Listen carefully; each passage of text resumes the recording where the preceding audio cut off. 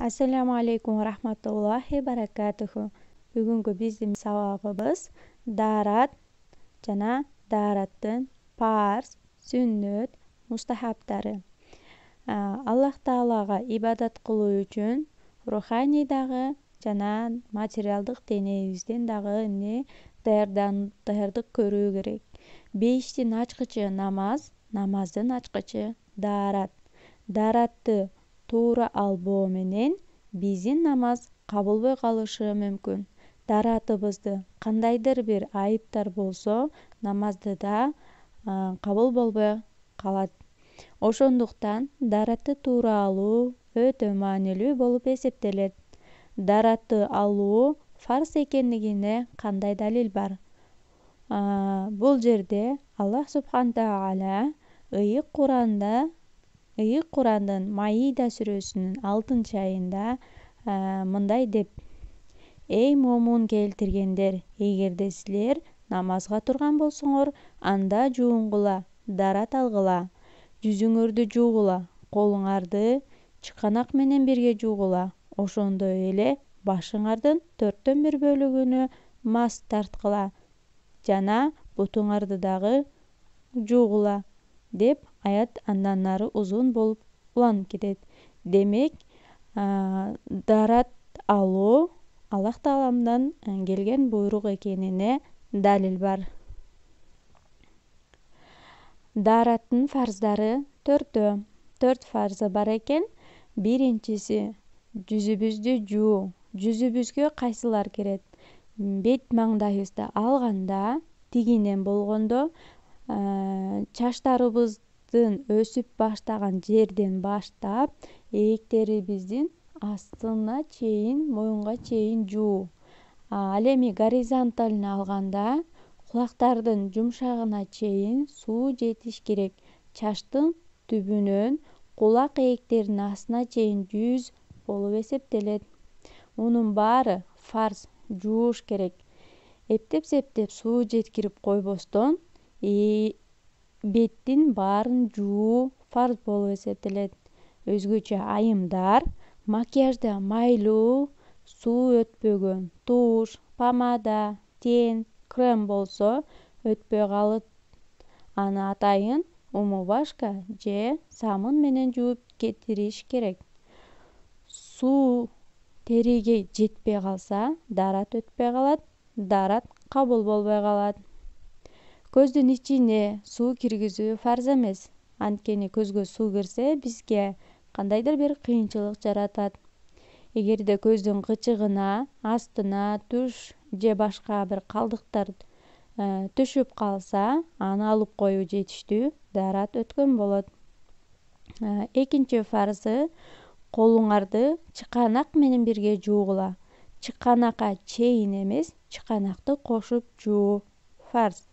Үчүнчүсү баштын 1/4 бөлүгүн масх тартуу. Масх деген сылоо дегенди түшүндүрөт. Ар кандай учурлар болот. Суу жок же жолдо жүрүү, суунун аз болуп калуусу. Ошол учурда даараттын фарздарын аткарып коюу жетиштүү, кабыл болгон болот. Баарын эмес, мисалы үчүн, баштын 1/4 бөлүгү. Эгерде башыңыз жарылып, таңылуу болсо, кайсыл жери ачык болсо, ошол жагына масх тарта берсе болот. Негизгиси ошол жер баштын 1/4 бөлүгү болушу керек.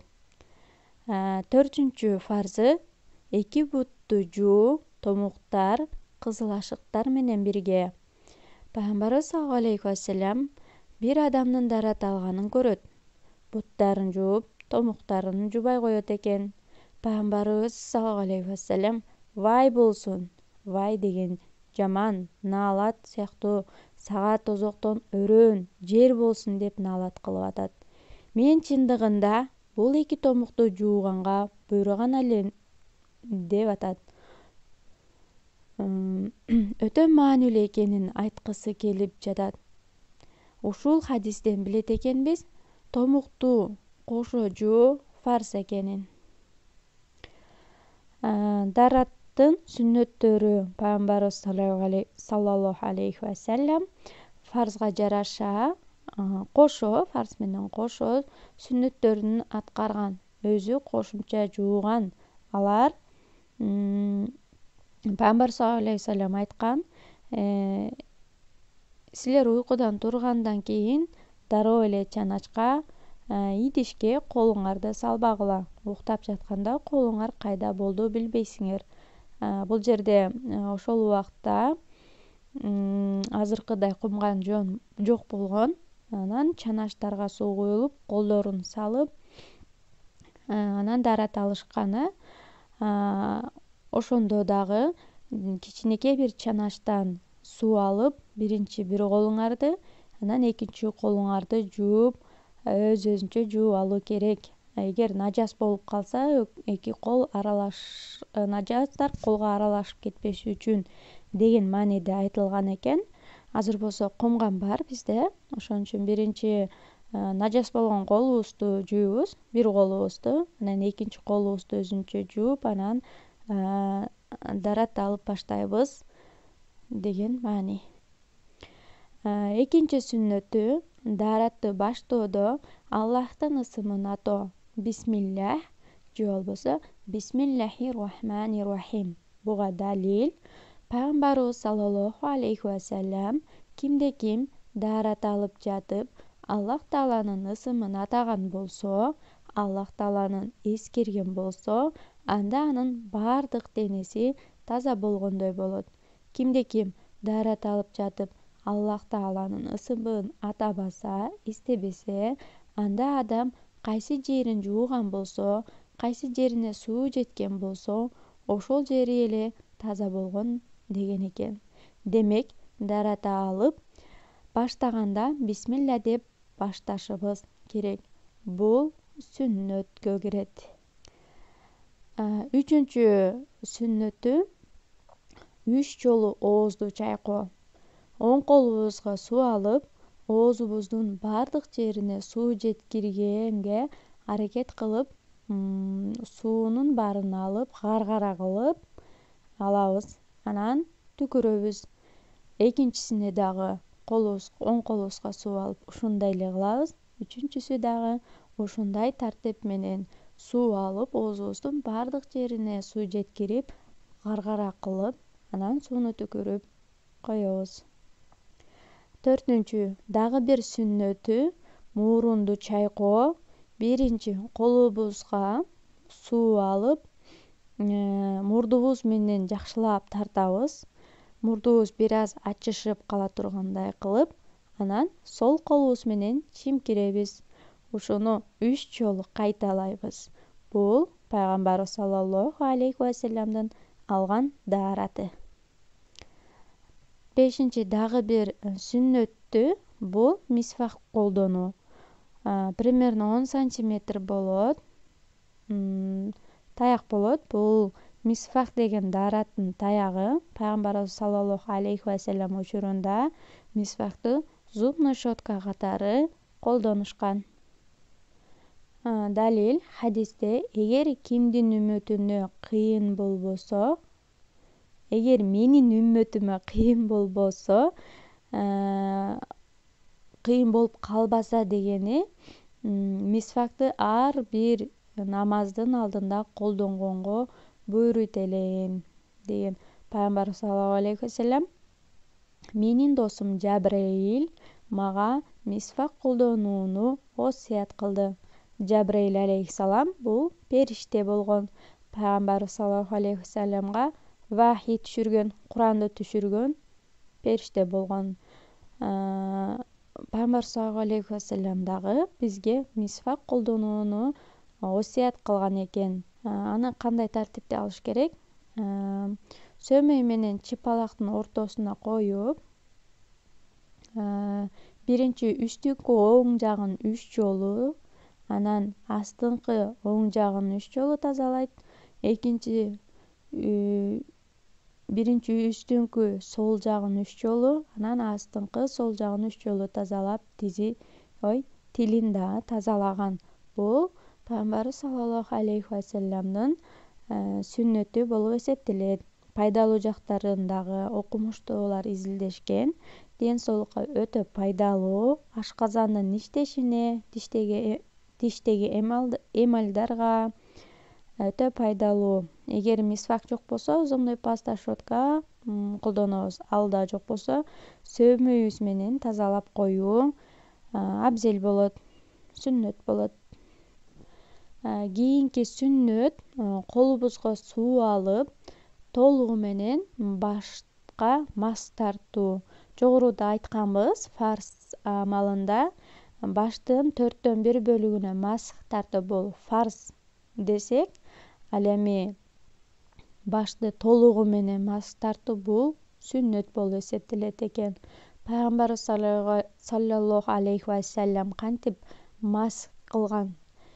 Суу алып, колдорун суулаган, кийин 3 манжасын бириктирип, чачынын астыңкы түбү, чач чыккан жерден баштап, жерди толугу менен башты баарына мас тарткан. Сөөмөйү менен кулактардын ичин, жолдоруна мас тарткан. Анан бармагы менен кулактын артына мас тарткан. Аягында 2 колунун үстү менен моюндун арт жагынан астыга карай мас тарткан. Бул Пайгамбарыбыз саллаллаху алейхи вассаламдын сүннөтү болуп эсептелет. Буга далил хадистер келет экен. Пайгамбарыбыз саллаллаху алейхи вассалам даарат алган жана башына мас тарткан. Дагы бир хадисте Пайгамбарыбыз саллаллаху алейхи вассалам айткан: кулактарыбызда башыбызга кирет. Ошондуктан кулактарыбызга дагы мас тартабыз. Кийинки сүннөт, булар эркектерге тиешелүү. Сакалдары болгон болсо, сакалдарын араларын аралатуу. Пайгамбар саллаллаху алейхи вассалам сакалдарынын колдорун суулап алып, сакалдарын аралатчу, суу жеткирчү экен. Буга далил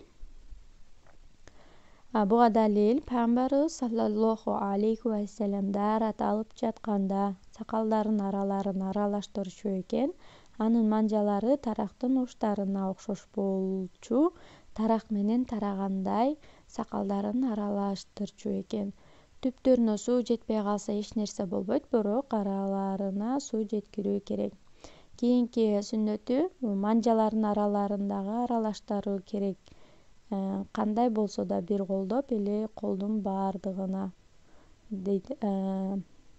Буга далил өзүңөрдүн Пайгамбар саллаллаху алейхи вассалам айтат: өзүңөрдүн бармактарыңар, манжаларыңар менен аралаштыргыла, аларды тозоготу аралаштырганга чейин. Бул күчтүү хадистерден болуп атат. Демек, амал кылышыбыз керек. Анан дагы шакек болсо, айлантып коюу дагы сүннөт, суу жетиш үчүн. Анан жуунуп жатканда да ар бир мүчөнү жууганда 3 жолудан жуу сүннөт.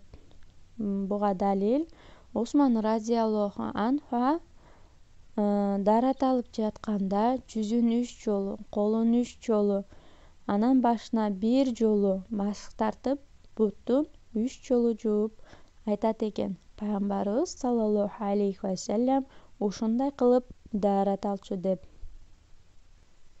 Даараттын мустахабтары, жакшы көрүлгөн амалдар. Даарат алганда ниет кылуу мустахаб. Биздин мазхабтын негизинде мустахаб, ал эми башка мазхабтарда ниет кылыш керек деген бар экен. Биздин мазхаб боюнча мустахаб. Ниет кылбай койсок деле биздин дааратыбыз кабыл болот. Экинчиси жактырылган мустахаб бул тартип. Даарат алып жатканда тартип карманышыбыз керек. Башка иш менен алек болбой аткаруу керек. Алаксып кетсеңиз эч нерсе болбойт. Ортосундагы убакыт аябай узак болуп кетпесин да. Ар бир нерсени оң жагынан баштоо. Бул дагы мустахабка кирет экен. Далил Аллах субхана тағала бардық нерсени оң жагынан баштоону сүйгөн, жакшы көргөн, жада калса буттун оң жагынан кийип чачты тараганга чейин. Дараттын махрух амалдары: даратты бирөөгө алдыруу. Мисалы, сиз алганга кудуретиңиз жетип турат, ден соолугуңуз жакшы, бирок ошол эле учурда бирөөгө кумган менен суу куюп берип атса, бирөө сизге бутуңузду жууп аткан болсо, бул жакшы көрүлбөгөн амал, махрух болуп эсептелет.